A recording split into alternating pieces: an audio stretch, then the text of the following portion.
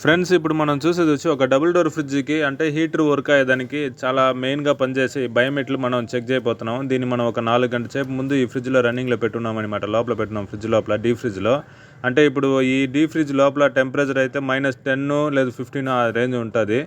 ఈ బయోమెట్లు అనేది ఒక -10 లేదంటే 5 డిగ్రీ అంటే -5 0 ఆ టెంపరేచర్లో ఇది వచ్చి ఆన్ అవుతుంది అనమాట.